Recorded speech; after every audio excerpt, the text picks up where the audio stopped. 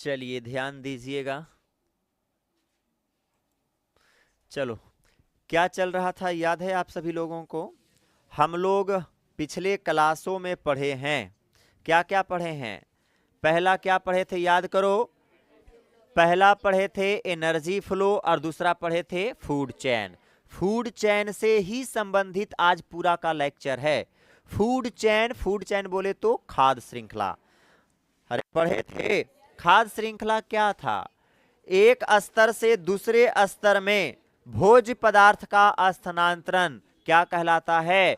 तो कहिएगा खाद्य श्रृंखला क्या कहलाता है? जैसे हम खाए बकरी को खाए हम, हमरा खाया शेर, तो यह क्या बन रहा है? खाद्य श्रृंखला। पहला स्तर कौची था? बकरी। दूसरा स्तर कौन है? हम। तीसरा स्तर कौन हुआ? शेर। समझ रहा है? तो खाद्य श्रृंखला क्या है?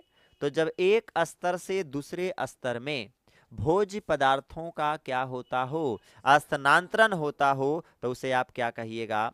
क्या बोलिएगा? खाद्य श्रृंखला। क्या कहिएगा? खाद्य श्रृंखला। कोई दिक्कत यहां तक?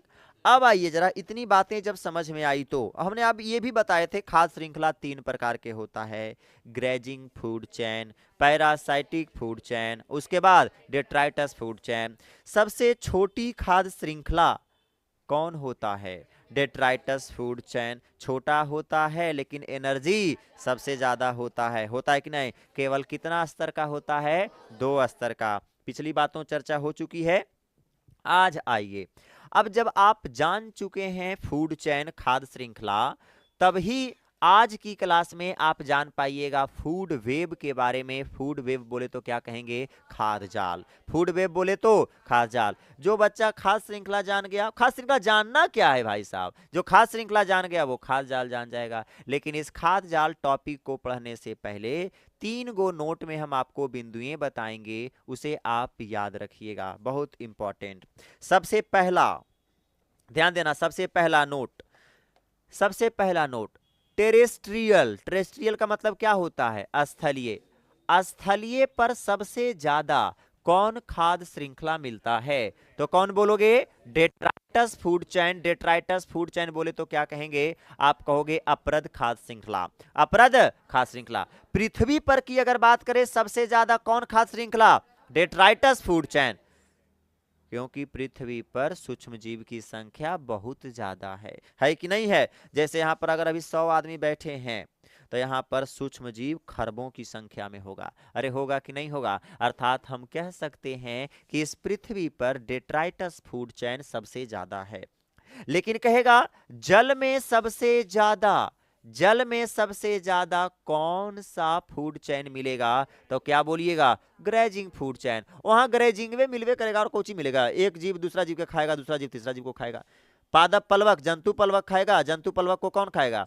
छोटा मछली छोटा मछली को बड़ा मछली खाएगा, यही चलेगा। तो वहां पर चारा नहीं चलेगा। अर्थात याद रखिएगा, जल में जो खाद्य श्रृंखला होगा उसे आप क्या कहिएगा? ग्रेजिंग फूड चैन ज्यादा मिलेगा। और स्थल पर सबसे ज्यादा कौन मिलेगा?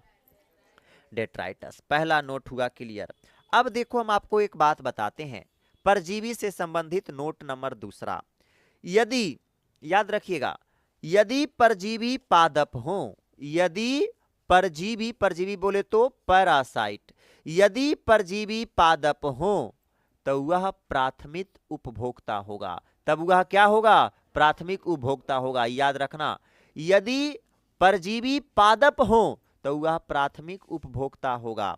लेकिन यही अगर जंतु परजीवी हो, जंतु यदि परजीवी हो तो यह क्या होगा? तो द्वितीय उपभोक्ता होगा। क्या होगा? द्वितीय उपभोक्ता होगा। अब इसका मतलब क्या है? परजीवी क्या होता है आप समझ गए?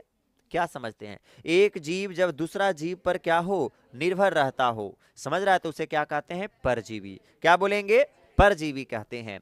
अब देखिएगा, हमने बोला यदि पादप कोई परजीवी होगा तो वह प्राथमिक उपभोक्ता होगा। लेकिन अगर कोई जंतु परजीवी होगा तो कैसा उपभोक्ता होगा? Secondary consumer. सेकेंडरी कंज्यूमर बोले तो द्वितीय उपभोक्ता होगा। कैसा उपभोक्ता होगा? द्वितीय उपभोक्ता। जैसे कि आइए जरा हम आपको बताते हैं। देखो बाबू, यहां पर इस पिक्चर को देखिए। मानिए कोई पादप है, कोई प्लांट ने प्रकाश संश्लेषण करके क्या बनाया? उत्पाद बनाया। क्या बनाया? देखो प्रकाश संश्लेषण करके वो कहता है प्लांट बनाया। बता, प्रकाश संश्लेषण करके क्या बनाया? कुछ उत्पाद बनाया। तो उत्पाद बना रहा है तो ये क्या है? प्रोड्यूसर। क्या है? प्रोड्यूसर, उत्पादक है कि नहीं है? और मानिए कि इस पादप पर एक निर्भर है कोई पादप परजीवी। कोई कौन निर्भर है? पादप परजीवी निर्भर है। पादप परजीवी का मतलब होता है जो पादप पर जीव निर्भर हैं उसे क्या कहेंगे? पादप परजीवी। जैसे कि कुत्ता कहते हैं, बकरी हो गया, जैसे कि आपका खरगोश हो गया, जैसे कि आपका चूहा हो गया। तो यह सब क्या है? पादप परजीवी। जो पादप पर जीवित रह रहे हैं उसे क्या कहेंगे? पादप परजीवी। तो बताइएगा, यह पादप परजीवी जो है बाबू, आप ये हमें बताओ, ये प्राइमरी कंज्यूमर है कि नहीं? अरे है कि नहीं है? आप कहिएगा हाँ सर ये प्राइमरी कंज्यूमर है। प्राइमरी कंज्यूमर बोले तो प्राथमिक उपभोक्ता है। अरे है कि नहीं है? लेकिन अब यही बात यहां देखो, अगर पादप परजीवी है तो प्राथमिक उपभोक्ता है, लेकिन यहां देखिए कोई प्लांट है तो इस प्लांट को सबसे पहले कौन खाया? जंतु। अरे जंतु। जंतु पर अगर कोई निर्भर रह रहा है तो उसे आप क्या कहिएगा? जंतु परजीवी। तो बताइएगा, यदि जंतु कोई परजीवी है तो यह प्राइमरी कंज्यूमर है कि सेकेंडरी कंज्यूमर है? सेकेंडरी। बहुत इंपॉर्टेंट बिंदु, इसे आप अपना नाड़ा में इस बात को बांध लो। इसे क्या कहोगे? यदि पादप परजीवी होंगे तो वह प्राथमिक उपभोक्ता होंगे, लेकिन यदि अगर कोई जंतु परजीवी होगा तो वह क्या होगा? द्वितीय भोक्ता। क्यों? क्योंकि पादप को पहले जंतु खाएगा और जंतु परजीवी है तब ना जंतु को खाएगा, तो वह सेकेंडरी में चल जाएगा। लेकिन पादप परजीवी डायरेक्ट प्लांट को खाएगा तो अर्थात क्या है? Primary consumer. कोई दिक्कत? आइए नेक्स्ट बिंदु। अब ये भी बिंदु नोट समझ में आ गया। अब नोट नंबर तीसरा याद रखिएगा। कीट भक्षी पादप की अगर बात बोले तो बाबू, कीट भक्षी पादप जिसे आप इंग्लिश में क्या बोलोगे? तो आप कहोगे, क्या बोलोगे? इंसेक्टिवोरस। क्या बोलोगे? इंसेक्टिवोरस। इंसेक्टिवोरस प्लांट बोले तो कीट भक्षी पादप। यदि कीट भक्षी पादप की यदि बात करें आप लोगों के सामने, तो यह प्रोड्यूसर होता है, उत्पादक भी होता है और साथ साथ कंज्यूमर भी होता है। बोले तो उत्पादक के साथ साथ उपभोक्ता भी होते हैं। कोई दिक्कत? कौन? कीट भक्षी पादप। जैसे कि आप देखिएगा इस पिक्चर को आप अपनी गंदी भरी निगाहों से, यह है कीट भक्षी पादप। इंग्लिश में इसे क्या कहोगे? क्या कहोगे? तो आप कहोगे इसे इंसेक्टिवोरस। क्या बोलोगे? इंसेक्टिवोरस। इंसेक्ट का मतलब होता है कीट, वोरस का मतलब भक्षण करने वाला, और प्लांट का मतलब पादप। तो इंसेक्टिवोरस प्लांट का मतलब कीट भक्षी पादप। तो यह प्लांट जो आप देख पा रहे हो, ये जो प्लांट आप देख रहे हो, यह एक प्लांट है कीट भक्षी प्लांट, जो प्रकाश संश्लेषण करेगा। प्रकाश संश्लेषण करके भोजन बनाएगा। तो यह उत्पादक का काम कर रहा है, प्रोड्यूसर का काम कर रहा है। और कभी कलाल इसको अगर कोई मौका मिल गया, पता चला कि इसकी पत्तियों पर आकर कोई कीट बैठ गया, अरे बैठ रहा है देखो, तो कोई कीट आकर बैठ गया, तो वह पत्तियों को धीरे धीरे सिकुड़ा लेगा। और जब सिकुड़ा लेगा तो इस कीड़े में मौजूद जो भी न्यूट्रिएंट्स होंगे उस न्यूट्रिएंट्स को कौन ले लेगा? प्लांट ले लेगा। तो पहला काम क्या किया? प्रकाश संश्लेषण करके खाना बनाया, तो खुद प्रोड्यूसर है, उत्पादक है, लेकिन ये दूसरा जीवों पर भी कभी कभी निर्भर रह रहा है, इसलिए ये क्या है? उपभोक्ता भी है। उपभोक्ता बोले तो कंज्यूमर भी है। बात समझ में आया? तो आपसे कहेगा उत्पादक और उपभोक्ता का उदाहरण एक कौन है? तो कीट भक्षी पादप, इंसेक्टिवोरस प्लांट। क्या कहिएगा? Insectivorous plant. कोई दिक्कत? अब जाकर स्टार्ट होता है फूड वेव। फूड वेव बोले तो खाद्य जाल।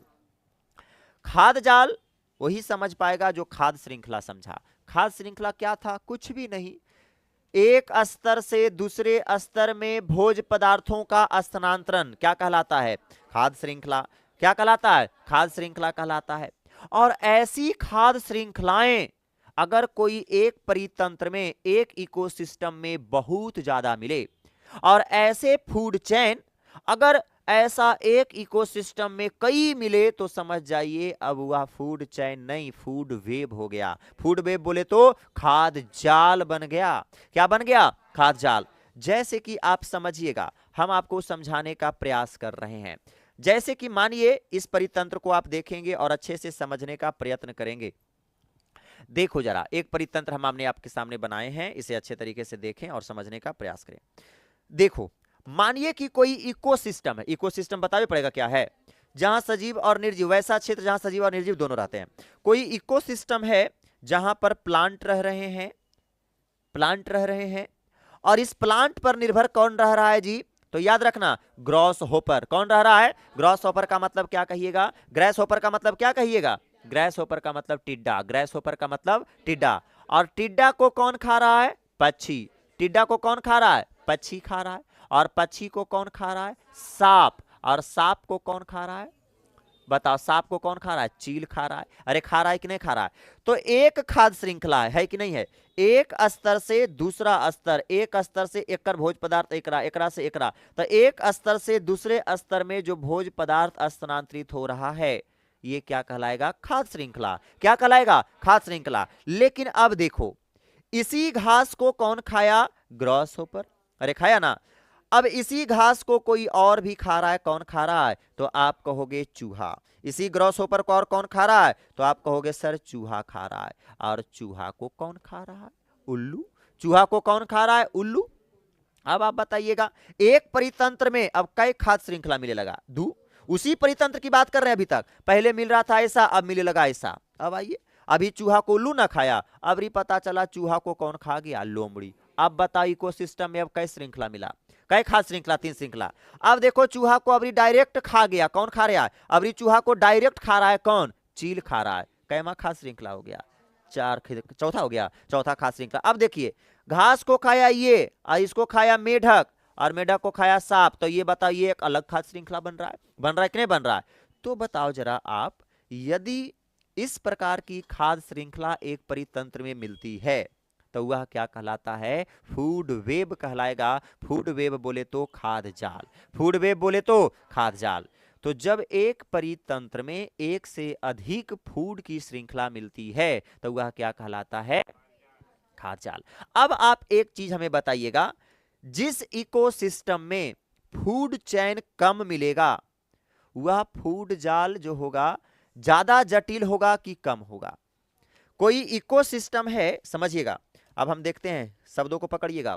कोई इकोसिस्टम है, समझने वाला ही चैप्टर केवल है। अब जैसे कि इकोसिस्टम कोई है परितंत्र है जहां पर आपको मिल रहे हैं फूड चेन, खाद्य श्रृंखला मिल रहा है। तो कोई इकोसिस्टम में मानिए कि आपके 10 फूड चेन, 10 फूड चेन से फूड वेब बन रहा है। 10 फूड चेन से क्या बन रहा है? फूड वेब बन रहा है। फूड वेब को आप क्या कहोगे हिंदी में? खाद्य जाल। क्या कहोगे? खाद्य जाल बन रहा है। अब बताओ, और उसी इकोसिस्टम में मानिए, या वही इकोसिस्टम चाहे दूसरा इकोसिस्टम में, मानिए कि 50 फूड चेन से कोई खाद्य जाल बन रहा है, कोई खाद्य जाल बन रहा है। तो आप हमें बताइएगा जटिल कौन होगा? कम खाद्य श्रृंखला वाला खाद्य जाल जटिल होगा कि अधिक जिसमें खाद्य श्रृंखला मिल रहा है वो जटिल होगा? जटिल कौन होगा? जाहिर सी बात है भाई साहब, इसमें सोचने वाली बात क्या है? जिस इकोसिस्टम में जितना ज्यादा फूड चेन मिलेगा उतना ज्यादा गांजड़ मांजड़ लगेगा, उतना ज्यादा जटिल लगेगा। अरे लगेगा कि नहीं लगेगा? जितना ज्यादा इकोसिस्टम में फूड चेन मिलेंगे उतना ज्यादा खाद्य जाल मिलेगा। और जितना कम मिलेगा फूड चेन, जितना कम फूड चेन मिलेगा तो उतना कम क्या होगा? उतना कम हमारा क्या मिलेगा? खाद्य जाल। उतना सरल खाद्य जाल मिलेगा। जैसे मानिए इसमें से 4-5 को हटा दीजिए, इसको हटा दीजिए, इसको हटा दीजिए, इसको हटा दीजिए, इसको हटा दीजिए, कई फूड चेन कम जाएगा? अरे कमेगा कि नहीं कमेगा? तो बताइए, जाल जो इस प्रकार से भयानक देख रहा है, ने ओने ओकरा ई खा रहा है, ओकरा ई खा रहा है, अब बताइएगा ये सरल हुआ कि ये आपका जटिल हुआ? सरल हुआ। हटाने पर क्या हुआ? जब सरल हुआ। तो ये सिंपल सी बातें हैं, इसमें क्या समझने की बातें हैं? बस सिंपल सा बात है, इसे समझना है।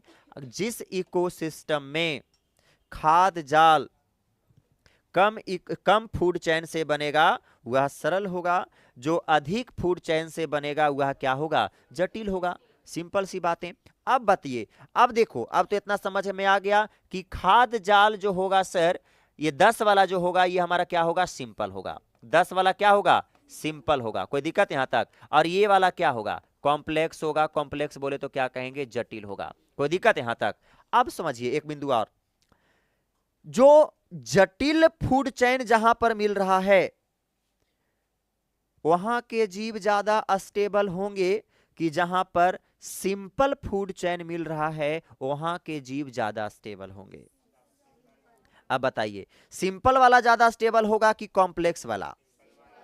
गलत जवाब।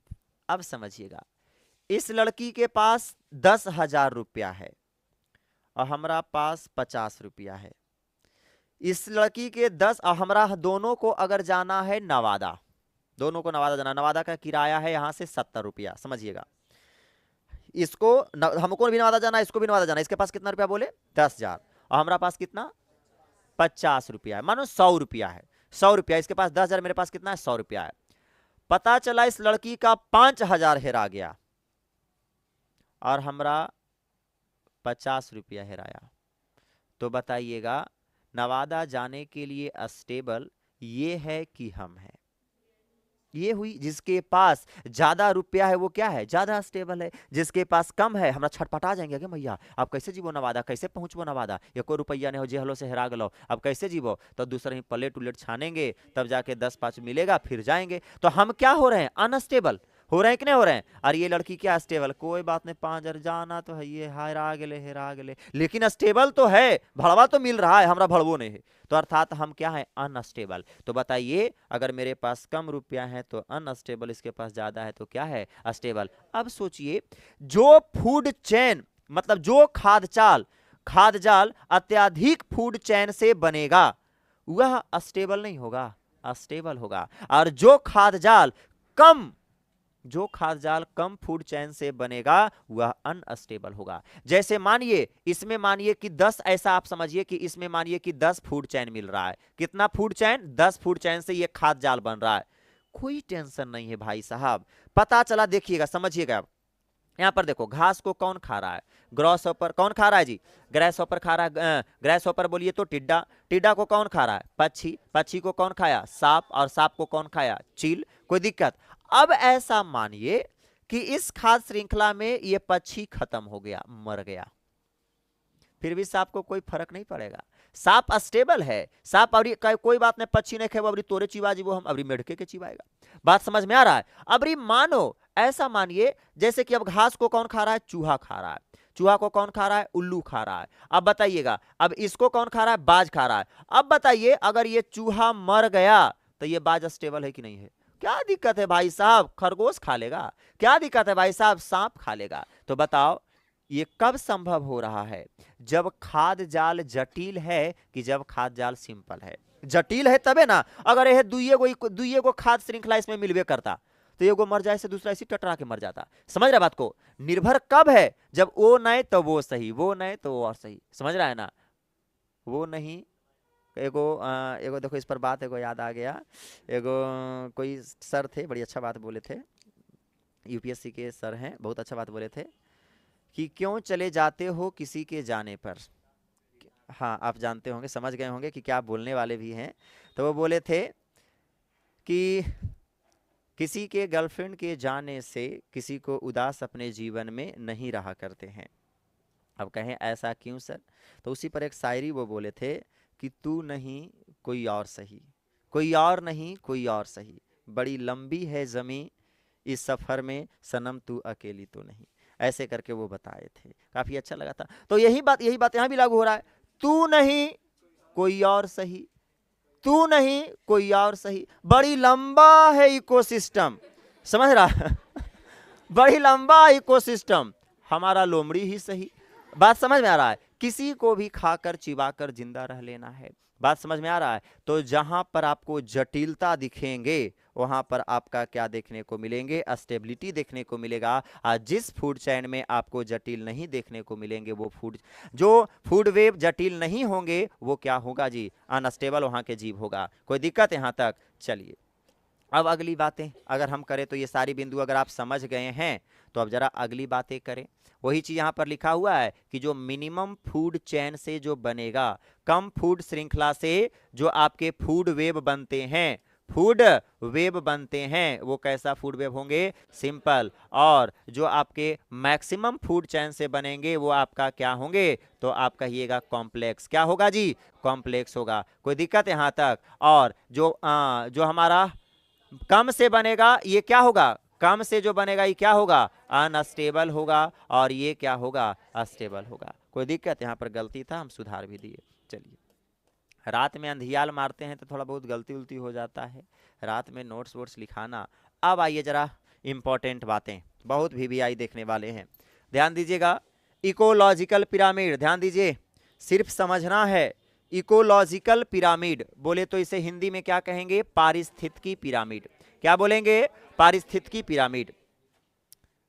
मतलब परितंत्र में जो भी खाद्य श्रृंखलाएं मिल रही है उसे चार्ल्स एल्टन नामक वैज्ञानिक ने, कौन वैज्ञानिक, चार्ल्स एल्टन नामक वैज्ञानिक ने उस पर अध्ययन करके उसका क्या किया, रेखीय वर्णन किया, और रेखीय वर्णन करके उसको कौची पर दर्शा दिया, पिरामिड पर दर्शा दिया। कौची पर दर्शा दिया, पिरामिड पर दर्शा दिया, और यही क्या कहलाया, पारिस्थितिकी पिरामिड। मतलब परितंत्र में मिल रहे खाद्य श्रृंखलाएं, परितंत्र में मिल रहे जीवों की, बहुत खाद्य श्रृंखला मतलब जीवों का ही होगा, परितंत्र में, अरे परितंत्र में ना मिलेगा, परितंत्र में मिल रहे बहुत सारे खाद्य श्रृंखलाओं को एक पिरामिड पर दिखा देना क्या कहलाता है, इकोलॉजिकल पिरामिड। और ये काम को सबसे पहले कौन किए थे, चार्ल्स एल्टन नामक वैज्ञानिक ने। कितने वैज्ञानिक ने, चार्ल्स एल्टन नामक वैज्ञानिक ने। और यह चार्ल्स एल्टन नामक वैज्ञानिक ने परितंत्र में मिल रहे जीव जंतुओं को पिरामिड पर तो दर्शाया, लेकिन 3 चीजों के आधार पर दर्शाया। पहला, जीवों के संख्या के आधार पर पिरामिड बनाया। दूसरा, कौची के आधार पर, बायोमास के आधार पर पिरामिड बनाया। और कौची के आधार पर बनाया, एनर्जी के आधार पर। तो आपसे पूछेगा इकोलॉजिकल पिरामिड किसके द्वारा दिया गया है, चार्ल्स एल्टन के द्वारा। किसके द्वारा, इसीलिए पारिस्थितिकी पिरामिड को हम एल्टोनियन पिरामिड भी कहते हैं। इसीलिए हम इसे क्या कहते हैं, एल्टोनियन पिरामिड कहते हैं। क्यों कहते हैं, पीछे लाइट बता दो, क्यों कहते हैं। तो आप कहोगे सर एल्टोनियन पिरामिड इसे इसलिए कहते हैं क्योंकि सर्वप्रथम परितंत्र में मिल रहे जीवों की खाद्य श्रृंखलाओं को पहली बार हमारा कौची पर पिरामिड पर दर्शाने वाले जो हमारे थे, कौन थे, चार्ल्स एल्टन थे।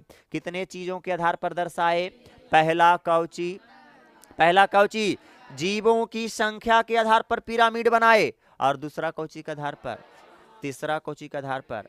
आइए जरा, तो जब सबसे पहला अगर पिरामिड ऑफ नंबर, संख्या का पिरामिड जब ये बनाए, तो संख्या का पिरामिड जब ये बनाए, अच्छा ये बताओ आप, अच्छा पिरामिड का मतलब क्या समझते हो, त्रिभुजाकार पिरामिड होता है, जैसे ये क्या है, त्रिभुजाकार अगर बना दिया आपके सामने तो क्या है, पिरामिड है। ये हुआ सीधा पिरामिड, और ऐसे करके अगर बना दे तो इसे क्या कहिएगा, उल्टा पिरामिड। तो जब इन्होंने संख्या के आधार पर इकोसिस्टम की खाद्य श्रृंखलाओं में मिल रहे जीवों को जब पिरामिड पर दर्शाए तो एक सीधा पिरामिड मिला। सीधा पिरामिड का मतलब देखिएगा, इस पृथ्वी पर अगर दिख रहा है तो आपको बहुत सारे पेड़ पौधे घास पतवार दिखेंगे। अरे दिखेंगे कि नहीं दिखेंगे, जितना पेड़ पौधा होगा क्या उतना जीव जंतु होगा, अरे उतना जीव जंतु होगा, संख्या कमेगा कि नहीं। अब इस पर अगर निर्भर ये है, मतलब जाहिर सी बात है निर्भर तभी ना रह पाएगा बाबू जब इसकी संख्या इससे कम हो। अगर ज्यादा हो गया, बहुत ज्यादा अगर हो जाएगा तो परितंत्र गड़बड़ा जाएगा। अगर पहला उपभोक्ता से दूसरा उपभोक्ता की संख्या बढ़ गया बच्चा, उसी समय समझ जाना कि प्रथम उपभोक्ता समाप्त हो जाएगा। अरे समाप्त होगा कि नहीं हो जाएगा, उससे संख्या ज्यादा होना चाहिए, सोचने वाली बातें हैं। सोचो, अपना पूरा का पूरा एकदम कंजम्पशन पावर को बढ़ाओ, हाई रेजुलेशन से देखो एकदम। अर्थात कह सकते हैं कि सर सबसे ज्यादा इस पृथ्वी पर क्या है, पेड़ पौधे। क्या है, जितना पेड़ पौधा है उतना जीव जंतु मिलेगा क्या, नहीं मिलेगा। अब इस पर निर्भर है सेकेंडरी कंज्यूमर, उतना मिलेगा ही क्या, नहीं मिलेगा। अगर और ज्यादा मिलेगा तो पता चलेगा खत्म हो गया, ये खत्म हो गया, इस श्रृंखले खत्म हो गया, फिर समझ रहा है। अर्थात इससे कम मिलेगा। अब जितना सांप रहेगा क्या उतना बाज रहेगा क्या, नहीं रहेगा। तो आप क्या देख रहे हैं, ये धीरे धीरे जीवों की संख्या में क्या आते जा रही है, कमी आते जा रही है। और एक कैसा पिरामिड का निर्माण कर रही है, तो सीधा। कैसा पिरामिड निर्माण कर रही है, सीधा। तो आप कह सकते हैं संख्या के आधार पर जब चार्ल्स एल्टन ने पिरामिड बनाए तो वह पिरामिड कैसा रहा, सीधा। कैसा रहा, सीधा। लेकिन एक अपवाद निकल गया। एक क्या निकल गया, अपवाद। अब कहिएगा अपवाद क्या निकल गया सर, तो अपवाद निकल गया पैरासाइटिक फूड चैन। कौन फूड चैन? एक फूड चैन गड़बड़ा गया। कौन food chain? Parasitic food chain. इसे क्या कहते हो? परजीवी खाद्य श्रृंखला। क्या कहोगे जी? परजीवी खाद्य श्रृंखला। क्या कहेंगे कि नहीं कहेंगे? तो यदि हम इस परजीवी खाद्य श्रृंखला की अगर आप लोगों के सामने हम बात करें, तो परजीवी खाद्य श्रृंखला क्या होता है? जब एक जीव दूसरा जीव पर निर्भर रहता है तो उसे हम क्या कहते हैं? परजीवी। परजीवी कहते क्या हैं? एक जीव जब दूसरा जीव पर निर्भर होता है तो उसे क्या कहते हैं? परजीवी। अब बताइए, यदि कोई परजीवी खाद्य श्रृंखला है, अब परजीवी खाद्य श्रृंखला जो होना चाहिए वो कौन वाला होना चाहिए? वृक्ष इकोसिस्टम का, मतलब वृक्ष परितंत्र का, मतलब वृक्ष पर मिलने वाला पैरासिटिक फूड चैन को अगर देखा जाए तो इसमें पिरामिड संख्या के आधार पर उल्टा बन जाएगा। कैसे? एक पौधा है, क्या एक पौधा है, एक पौधा पर केवल एक पक्षी बैठेगा? बहुत सारी पक्षियां बैठेगी। अब देखो बूम कर रहा है, एक पौधा था, बहुत सारा पक्षियां बैठा, बढ़ गया। और एक पक्षी पर बहुत सारा चेंचड़ा बैठता है। अरे बैठता है कि नहीं? कीड़ा मकोड़ा बैठेगा एक पक्षी पर, बैठेगा तो ये और बूम किया कि नहीं किया? तो ये नीचे से ऊपर चढ़ रहा है, चढ़ रहा है कि नहीं? तो ये कैसा पिरामिड बना रहा है? तो उल्टा। कैसा बना रहा है? तो आपसे कहता है संख्या के आधार पर कौन सा फूड चैन अपवाद होता है? तो कौन सा फूड चैन बोलिएगा? Parasitic food chain. लेकिन वह पैरासिटिक फूड चैन आपको कौन इकोसिस्टम में मिलेगा? कौन इकोसिस्टम की बात करेगा? वृक्ष। वृक्ष भी एक इकोसिस्टम है कि नहीं है? तो वृक्ष की अगर बात करें, वृक्ष इकोसिस्टम पर अगर आप देखोगे तो वहां पर जो संख्या के आधार पर जीवों को देखोगे तो पिरामिड क्या बन जाएगा? उल्टा। देखो एक पक्षी, एक आपका क्या है? पेड़ है, एक पेड़ पर बहुत सारी पक्षियां बैठी है, सेकेंडरी कंज्यूमर, और एक पक्षी पर बहुत सारा कीड़ा बैठल है, तो ये हो गया सेकेंडरी कंज्यूमर। तो बताओ ये क्या कर रहा है? बूम कर रहा है कि नहीं? नीचे से बूम कर रहा है, अर्थात ये उल्टा पिरामिड बन गया, जबकि ये क्या था? सीधा पिरामिड। तो संख्या के आधार पर हमेशा के हमेशा सीधा पिरामिड बनेंगे, लेकिन एक अपवाद है। कौन अपवाद है जी? पिरामिड। बाकी कोई भी फूड चैन हो सब में सीधा बनेगा, लेकिन एक अपवाद हो गया। कौन? Parasitic food chain. और वो कौन? परितंत्र वाला, वृक्ष वाला। कंप्लीट हो गया, इतना ही याद रखना है। अगली बातें कौची के आधार पर? पिरामिड ऑफ बायोमास, जीवों के जैव भार का पिरामिड। अच्छा, जैव भार क्या होता है पहले ये बताओ। बायोमास क्या होता है? बायोमास क्या होता है, कोई बता सकता है? जीवों के अंदर मिल रहे कुल कार्बनिक पदार्थ और कुल अकार्बनिक पदार्थ का योग क्या कहलाता है? बायोमास, जैव भार। क्या कहलाता है? जैसे इस लड़की का वजन अगर 55 केजी है, तो इसमें अगर मानिए कि 30 केजी अगर कार्बनिक पदार्थ है तो 20 केजी क्या होगा? अकार्बनिक पदार्थ होगा। मेरा शरीर कार्बनिक और अकार्बनिक तत्वों से मिलकर बना है। बात समझ में आया? अर्थात कहने का मतलब हुआ कि सर, कहने का मेरा मतलब हुआ कि जैव भार क्या है? तो आप डायरेक्ट कहोगे जीवों के वजन में उपस्थित टोटल कार्बनिक और टोटल अकार्बनिक पदार्थ का सम्मिलित रूप क्या कहलाता है? उस जीव का जैव भार। क्या कहलाएगा? जैव भार। अब आइए जरा अगली बात करें तो, और जैव भार का भी पिरामिड हमेशा कैसा दिखता है? सीधा। चाहे कोई फूड चैन उठा लो, कोई फूड चैन, चाहे पैरासिटिक उठा लो, चाहे डेट्राइटस उठा लो, चाहे आप किसका उठा लो? किसका उठा लो जी? बोलिए किसका उठा लो? अरे बोले और कुछ ही बच गया, ग्रेजिंग। किसी का भी उठा लो तो ये हमेशा क्या रहेगा? सीधा रहेगा। लेकिन यदि आप उठा लोगे जलीय ग्रेजिंग फूड चैन तो यहां पर भी उल्टा पिरामिड दिखेगा। तो आइए सब पहले हम आपको बताते हैं बायोमास के बारे में। जैव भार तो समझ में आ गया, उसके बाद पिरामिड की चर्चा करेंगे। तो अगर सबसे पहली हम अगर बायोमास की बात करें जैव भार का, तो आप समझ गए जैव भार क्या है? जीवों में उपस्थित टोटल कार्बनिक और अकार्बनिक पदार्थों का योग। कोई दिक्कत यहां तक? और सर किसी जीवों का अगर कार्बनिक पदार्थ पता लगाना होगा तो कैसे पता लगाएंगे? तो टोटल कार्बनिक पदार्थ को पता लगाने के लिए एक डिवाइस होता है, जिस डिवाइस को हम क्या कहते हैं? Bomb calorimeter. क्या बोलेंगे? Bomb calorimeter. क्या बोलेंगे जी? Bomb calorimeter. तो बॉम्ब कैलोरीमीटर यह एक ऐसा डिवाइस है जिससे जीवों का अंदर कार्बनिक पदार्थ का क्या लगाया जाता है? पता लगाया जाता है। क्या लगाया जाता है? तो कहिएगा सर अकार्बनिक पदार्थ को पतावा लगावे वाला भी एक आगो डिवाइस है क्या? अरे बुड़बक है यार, कार्बनिक पदार्थ को पता लगा लेंगे तो अकार्बनिक पता नहीं चलेगा? जो बच गया वो क्या हो जाएगा उसके वजन का? अकार्बनिक। इसका उठाए, हमने इसको चेक किया, तो पता चला बॉम्ब किलोमीटर से चेक किया तो इसके अंदर पता चला कि 20 किलो कार्बनिक पदार्थ है। 50 किलो लड़की के वजन है तो 30 किलो क्या हो जाएगा, अकार्बनिक होगा। बात समझ में आया? तो बॉम्ब कैलोरीमीटर से जीवों का जैव भार का क्या चलता है, पता चलता है। एक छोटी सी बातें इसे देखिएगा, ये आपसे पूछ देता है 2 नंबरों में, याद रखना। स्टैंडिंग क्रॉप और आपका स्टैंडिंग स्टेट दोनों में क्या अंतर होते हैं? स्टैंडिंग क्रॉप और आपका स्टैंडिंग स्टेट, खड़ी दशा सॉरी खड़ी फसल, रतिया में हहियाल मारते हैं नरेकन गड़वा जाता है। खड़ी फसल और एक क्या हो जाएगा, खड़ी दशा। खड़ी फसल और खड़ी दशा में क्या अंतर है? खड़ी फसल और खड़ी दशा में क्या अंतर है? खड़ी फसल क्या होता है और खड़ी दशा क्या होता है? सिंपल सी बातें हैं, समझ जाइएगा। कोई क्षेत्र उठाइए, कोई इकोसिस्टम उठाइए, कोई फिक्स्ड एरिया उठाइए और एक फिक्स्ड आपका क्या होना चाहिए, टाइम होना चाहिए। टाइम बोले तो क्या कहेंगे, समय होना चाहिए।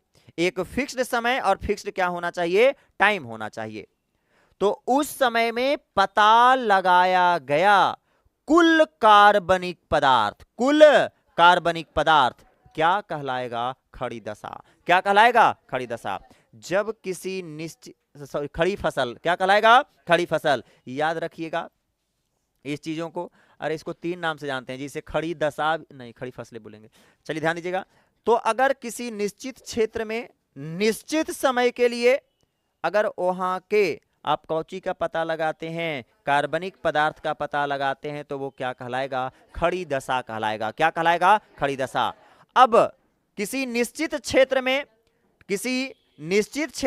निश्चित समय के लिए अगर आप वहां का कुल अकार्बनिक पदार्थ का पता लगाते हैं तो ये क्या कहलाएगा, खड़ी दशा। क्या कहलाएगा, खड़ी दशा। और ये क्या कहलाएगा, खड़ी फसल। क्या कहलाएगा, तो आप कहोगे खड़ी फसल कहलाएगा। कोई दिक्कत है यहां तक? तो ये बातें याद रहेगी आप लोगों को। और कार्बनिक पदार्थ को पता लगाने के लिए कौन सी डिवाइस है, बॉम्ब कैलोरीमीटर। क्या बोलोगे, तो आप कहोगे बॉम्ब कैलोरीमीटर। कोई दिक्कत यहां तक? अब आइए जरा अगली बातें हम आपके सामने करें। अब इतनी बातें हो गई तो हम तो क्या देख रहे थे जी, पिरामिड ऑफ बायोमास, जैव भार का पिरामिड।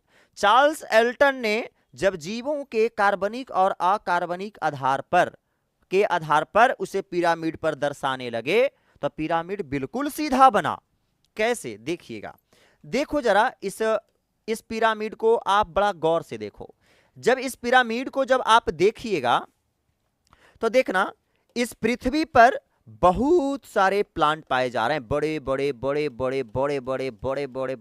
प्लांट पाए जा रहे हैं। अरे पाए जा रहे हैं कि नहीं पाए जा रहे हैं? बहुत बड़े बड़े प्लांट इस पृथ्वी पर हैं।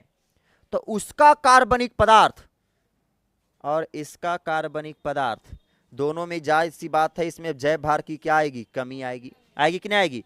इसका जैव भार का भी कमी आएगा और इसका जैव भार का भी क्या आएगा, कमी। और इसमें एक इधर आ गया, इसकी संख्या कम रहा है तो संख्या जैसे जैसे कमेगा वैसे वैसे जैव भार क्या होगा, कमेगा। समझ रहे बात को? अब जैव भार कम रहा है तो बताइए ये ऊपर की ओर धीरे धीरे सटता जा रहा है जैव भार पर, अर्थात कहेंगे यह एक कैसा पिरामिड बना दिया, सीधा। कैसा बना दिया, सीधा। मतलब कह सकते हैं नीचे से ऊपर जैसी बढ़ रहे हैं तो बायोमास क्या कर रहा है, डिक्रीज कर रहा है। क्या कर रहा है? अरे नीचे से ऊपर बायोमास क्या कर रहा है जी, डिक्रीज। क्या कर रहा है, डिक्रीज। यहां पर बहुत सारे बड़े बड़े प्लांट थे, उसका जैव भार एक चील के जैव भार के बराबर होगा जी, नहीं, बहुत कम होगा इसके मुताबिक। मतलब धीरे धीरे आगे की ओर बढ़ते हैं तो जैव भार क्या होगा, कमेगा। और एक पिरामिड में जो कैसा मिल जाएगा, सीधा। कैसा मिलेगा? लेकिन इसका भी एक अपवाद है, लेकिन कौन अपवाद है? तो एक्वेटिक, जल में मिलने वाला कौन food chain, grazing food chain. जल में मिलने वाला ग्रेजिंग फूड चैन, यह इसमें उल्टा पिरामिड बन जाएगा। जैसे कि आप देखिए इस पिक्चर को जरा अच्छे तरीके से, ये देखो समुद्र में, मानिए मछली, समुद्र में बहुत सारे छोटे छोटे एकदम तनी सा प्लांट मिल रहे हैं, तनी सा एकदम छोटा तो उस प्लांट को क्या कहते हैं, फाइटोप्लैंक्टन, पादप प्लवक। बताओ छोटे छोटे प्लांट है, सूक्ष्म है, लाखों की संख्या में है, तो जैव भार ज्यादा हो जाएगा उसका, एक भेल के जैसा जैव भार हो जाएगा जी, नहीं होगा। अरे होगा क्या? एकदम छोटे है, 100 चूहा एक हाथी बराबर हो जाएगा, नहीं हो जाएगा। संख्या में माना ज्यादा है लेकिन इसकी आकार और आकृति छोटे रहने के कारण इसका बायोमास क्या है, कम है कि नहीं। फिर फाइटोप्लैंक्टन कौन खा रहा है, तो जूप्लैंक्टन, इसका जैव भार इससे ज्यादा होगा।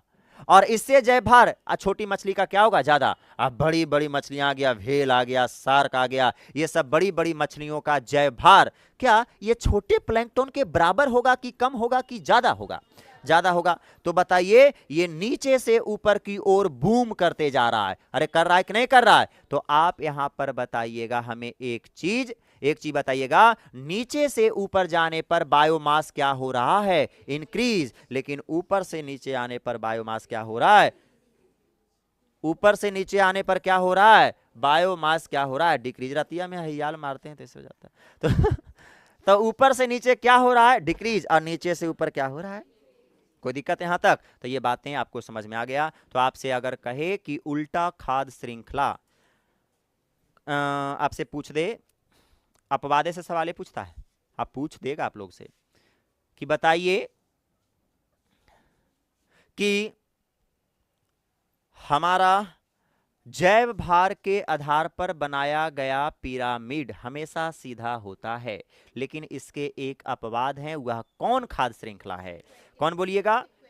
आप कहिएगा चारण खाद श्रृंखला है, लेकिन चारण श्रृंखला कौची तो स्थल वाला होगा भाई साहब, नहीं, कौची वाला, स्थल वाला देखेगा तो फिर सीधे होगा, सबके सब सीधे होगा, बड़ा बड़ा प्लांट स्थल पर है ना जी, तो उसके मुताबिक हमरा कितना जैव भार होगा, समझ रहा है बात को। तो स्थल वाला ले लेगा तो भाई साहब यहाँ पर सीधे बन जाएगा, जल वाला उठाना है, कोई दिक्कत, जल वाला में कम मिलेंगे, कोई दिक्कत, हो गया बिंदु क्लियर। अब आपके केवल एक बच गया है, पिरामिड ऑफ एनर्जी, ऊर्जा का पिरामिड। और ऊर्जा का पिरामिड की अगर बात बोले बाबू तो ये हमेशा सीधा होगा, क्योंकि लिंडमैन का नियम यहां लग जाता है, लगेगा कि नहीं लगेगा, हमेशा ये सीधा होगा, इसमें कोई दुमत नहीं है, इसमें कोई बोलने की बात ही नहीं है। जैसे कि अगर आपको देखा जाए कि पता चला कि इसके पास, जैसे कि आप ये प्लांट देख रहे हैं, ये एक पिरामिड आप देख लीजिए, मानिए कि इस प्लांट के पास 1000 कैलोरी ऊर्जा है, तो इसके पास कितना जाएगा, 10, इस 1000 का 10% कितना जाएगा, 100, इसके पास कितना जाएगा, 10, 10 का कितना जाएगा, 1। तो जैसे जैसे आगे बढ़ रहे हैं क्या हो रहा है, कम रहा है। अब पिरामिड कैसा बनता जा रहा है, सीधा, अरे कमते जा रहा है मतलब सीधा बन रहा है कि नहीं बन रहा है, और इसका कोई भी अपवाद नहीं है, समझ रहा है। इसका पिरामिड हमेशा, कोई भी खाद श्रृंखला उठा लो, चाहे जलीय उठा लो, चाहे पैरासिटिक उठा लो, चाहे डेट्राइटस उठा लो, ये हमेशा कैसा मिलेगा, सीधा। ऐसा क्यों होता है, क्योंकि यहाँ पर लग जाता है लिंडमैन का 10% रूल लग जाता है, और जैसे जैसे ऊपर बढ़ोगे जैसे जैसे क्या होगा, कमते जाएगा, और हमारा पिरामिड कैसा होते जाएगा, सीधा होते जाएगा। कोई दिक्कत? ये हो गई कहानियां कंप्लीट, कोई दिक्कत? अब हम एक सवाल आपसे पूछते हैं, अब जरा हमें बताइएगा, अगर हम आपसे बोल रहे हैं कि इस सूर्य के प्रकाश से 10 लाख, कितना, 10 लाख किलो कैलोरी एनर्जी निकल रही है, 10 लाख किलो कैलोरी एनर्जी निकल रही है, इस सूर्य से निकल रही है, तो आप हमें बताइएगा इस हमारा सेकेंडरी कंज्यूमर के पास कितना एनर्जी आएगा, कितना एनर्जी आएगा बताइए, देखते हैं कितना बच्चा सही बताते हैं, कितना एनर्जी आएगा, कितना, 10 आएगा, 100 आएगा, कितना आएगा, 5 आएगा, कितना आएगा, सभी बच्चों का गलत है।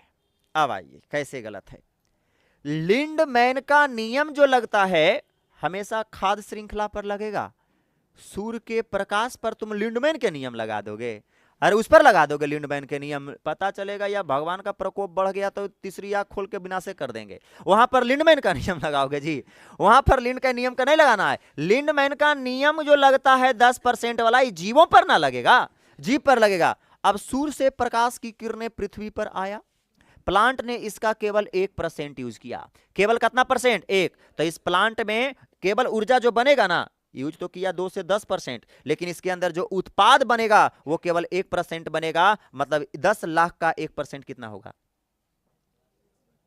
बताओ, 5 होते ही भगवान, अरे कम से कम ना आबो तो कम से कम ऐसे कर तो ले ही, 10 लाख इकौची है, काई दाई सैकड़ा हजार 10,000 लाख, कै परसेंट की बात कर रहे हैं, 1%, अगर हटी तो नीचे में 100 सटी, अब नीचे में 100 सटाइए, समझ रहा है यहां पर, तो ये 2 से 2 हटाओगे तो कितना आएगा, 1000, तो इस प्लांट के पास केवल कितना पहुंचा, 1000, कितना किलो कैलोरी, 1000 किलो कैलोरी पहुंचा, क्या,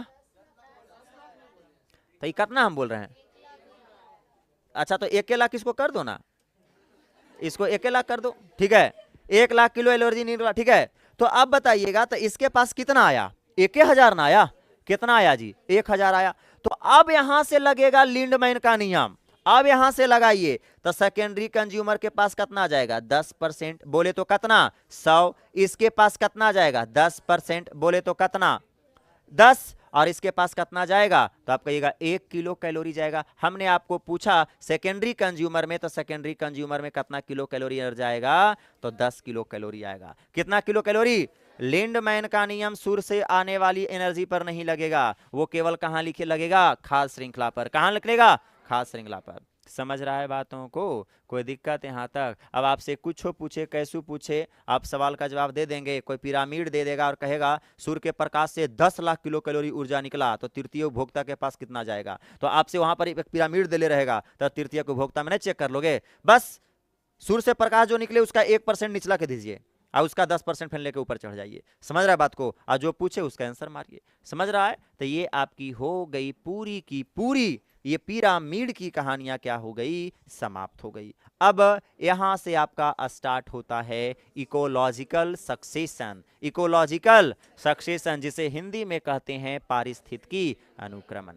तो इकोसिस्टम की बहुत ज़्यादा बातें आपने देखा कि सर इकोसिस्टम में जो खाद्य श्रृंखलाएं मिल रही थी, उस खाद्य श्रृंखलाएं को चार्ल्स एल्टन नामक वैज्ञानिक ने पिरामिड पर रेखांकित कर दिए। अरे किए कि नहीं? कौची के आधार पर? 3। पहला कौची के आधार पर? पहला क्या, नंबर, दूसरा क्या, तीसरा क्या, बताए नंबर वाला बताओ, एक्सेप्शन कौन था, कौन था नंबर वाला? पेड़ पौधे का इकोसिस्टम का जीएफसी, जीएफसीटी की पीएफसी, पीएफसी था कि नहीं था, पैरासिटिक फूड चेन। जबकि इसका बताओ बायोमास का बताओ, एक्सेप्शन कौन था? Aquatic grazing food chain. क्या इसका कोई उपवाद है? नहीं। तो आपसे कहेगा कौन सा ऐसा पिरामिड है जो जिसका कोई खास श्रृंखला का हुआ अपवाद नहीं होता है, हमेशा सीधा होता है? तो आप क्या कहिएगा, किसका बोलिएगा? एनर्जी का। क्यों? क्योंकि 10% नियम लागू है। कोई दिक्कत यहां तक? इसी के साथ ये समाप्त होता है। नेक्स्ट टॉपिक क्या पढ़ना है? Ecological succession. इसे हम कल की क्लासों में खत्म करेंगे। कोई दिक्कत? और सभी लोग का हम कॉपी चेक करेंगे जो भेजे थे, माल मसाला लिखल रहना चाहिए।